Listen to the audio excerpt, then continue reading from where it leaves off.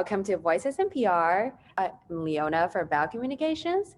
So today we have Caitlin, founder of Eco-Conscious Diver, to join us. Welcome. Thank you so much for having me. Would you like to introduce a little bit about yourself? Yeah, definitely. So my name is Caitlin McCall. I'm the founder of a company, a primarily online company called Eco-Conscious Diver. And basically I've combined my background with marketing and social media with diving and teaching divers about marine conservation online.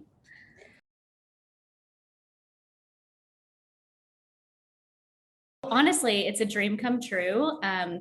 I majored in advertising in college. And when I graduated, I struggled a lot with working in offices, just so much with the office culture, the commute, the office politics, the lack of creativity. And I always knew that I wanted to start a business. And in fact, I've tried to start at least 5 other businesses before this one that finally hit the mark and made it full time. And I've been able to do that because of social media and because I had that reach. So it's awesome to be able to work from home and make my own hours, especially, being kind of a creative minded person. So I love it. Definitely Instagram. Instagram is my largest platform and it's the one I targeted from the very beginning.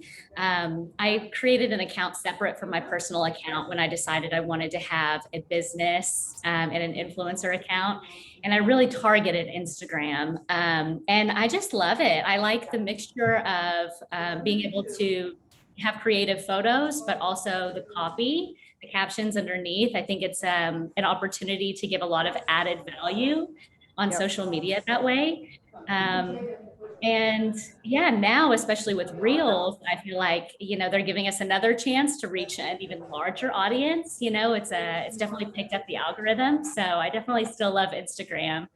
I am loving TikTok now too, though. It's kind of an interesting story because I would say early in my career, I didn't really know what my passion was. And as I shared before, I wasn't really excited by the office environments I was in. I was mostly working in like print advertising, which is now like almost obsolete, which is crazy. But so I just decided kind of to take we'll call it a sabbatical. And I went to Australia and became a dive master and then a dive instructor. And that's when I really found my passion. And then I decided, I was like, you know what? This is what I love. I know I want to have my own business. So let me try to do something with what I love. Because before I tried to start businesses, but they were silly little things like I was trying to sell rum balls and I was like trying to sell cut off Levi jeans on Etsy, like all these things that I wasn't really passionate about. And so I do think that's definitely why it took off this time. I definitely recommend people, follow your passion and use your skills together. But I definitely went into it purposefully. Like I knew this is what I wanted to do. So I created that separate account and then I started posting with the goal in mind to gain an audience. And I actually didn't start monetizing until I think I had like 18,000 followers. And I wish I had monetized earlier. I really do. Yeah. I just didn't know what direction I wanted to take it until I had found out about online courses. It was kind of right around the same time as the pandemic, and the diving industry really took a hit because obviously that's an in-person event that you're doing. And so it was honestly kind of the perfect timing, and no one in my industry had done online courses.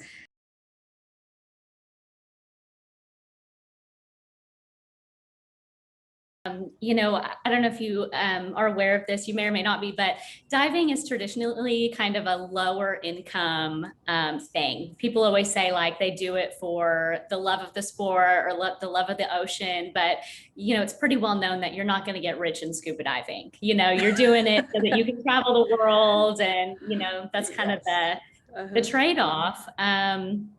But I have the belief that if you're providing value, then you should be rewarded and compensated fairly for that. And so, I didn't want to take that as the final answer in diving. I thought, there's got to be a way to make adequate income for, what I'm putting out there. And so this actually gave me the opportunity to do that in this industry.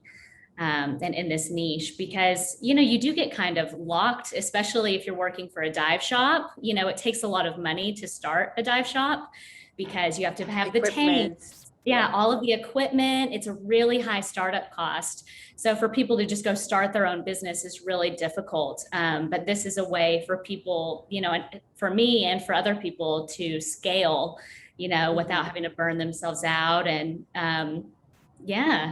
it's really changed the diving industry. And I'm hoping that it does for other people too, that's why now I've started creating courses about what I've done, because I'm really hoping that other people can kind of follow my lead and they can expand in the diving industry too.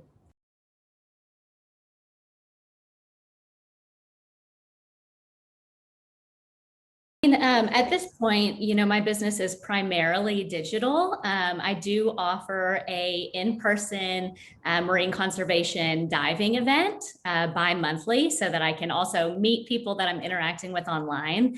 But it's primarily digital. So, every day I'm basically doing all of the marketing that I was doing for other companies, but I'm doing it for myself and for my own business.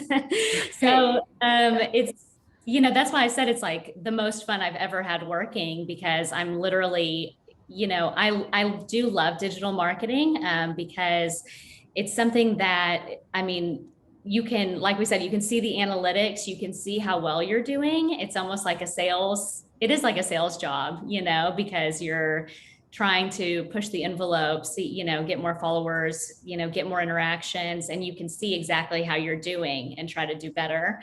And then just to combine it with something I love is, it's a blast.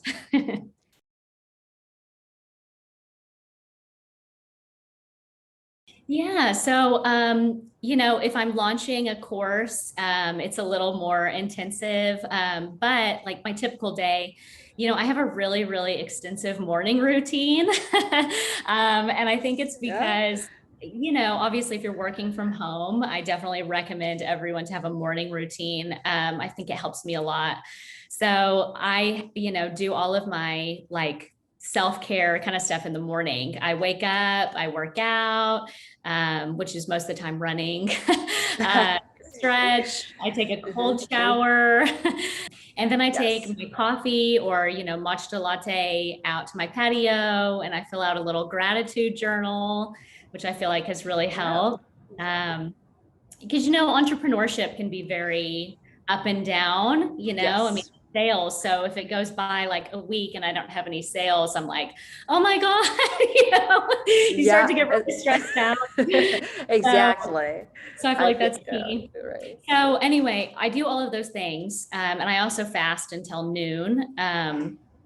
But in the morning, I like to do all of my, what I call admin work. So it's all the kind of less fun stuff. Like I check all my emails, I, help with customer service, anything that's kind of tedious like that, because first of all, I haven't eaten. And, I'm also not that creative in the morning. So I'm a really creative person, and I tend to get my creativity hits like in the afternoon. So I do all of my creative stuff in the afternoon. So I'll eat lunch, and then I'll do like, if I need to do content creation, make reels, film any sort of videos and stuff that I want to film. I like to do all that stuff in the afternoon, even if it's like, blog writing or anything that's creative. I do then. And then I try to stop working at 6. But, anyone who works at home or works for themselves, will tell you that's kind of a joke.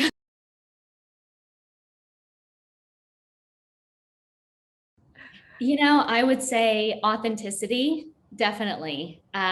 Just making sure that you're authentic. In any niche, there's, especially if you're teaching online, you're selling a product. There's always going to be someone selling it for cheaper than you. If you're teaching online, people can find everything on YouTube. So what's the difference? between why are they going to spend the money with you, and the difference is you. People connect with you, they like your teaching style. Everybody's a unicorn, nobody's exactly the same. So use that to your advantage and try to be the most authentic version of yourself you can. And people magnetize to that. They love it. People just love authenticity. So and it's difficult. Exactly. Yep. I think especially when I first started like doing stories and stuff, I was so, I don't know, I felt like I was almost like putting on a fake persona because I was like so nervous. It's practice. It's just, And yeah, after a it's just the while, psychology at that moment overwhelms us a little bit. Yeah. yeah, because I mean, you are being judged by people that you don't Right. know, I mean, so, once I realized that, I was like, you know what, like, I have to just be myself. And if people like you, they do. And if they don't, then they can unfollow, and they weren't meant to be anyway. And, one of the things I will say, like if someone, I see a lot of people creating an influencer account from their personal account. And for me personally, I was too nervous to do that. So I started a separate one. First of all, because I know that not everyone I know is like into scuba diving and marine conservation. But I felt like that really put me at an advantage as far as like being afraid to put myself out there, because I didn't have like everyone I know from high school, college, life judging Right. me, and I didn't even really share that one onto my personal page until I got to the point where I was like, ooh, like, this is cool. Yeah, great. That will be all for today's Voices in PR. Thank you so much, Caitlin, for joining us and sharing your stories with us. Voices in PR is a platform where we discuss relevant issues regarding PR and social media. We get insight from influencers and PR leaders on useful and trending topics. If you like this program or would like to share your thoughts, please let us know.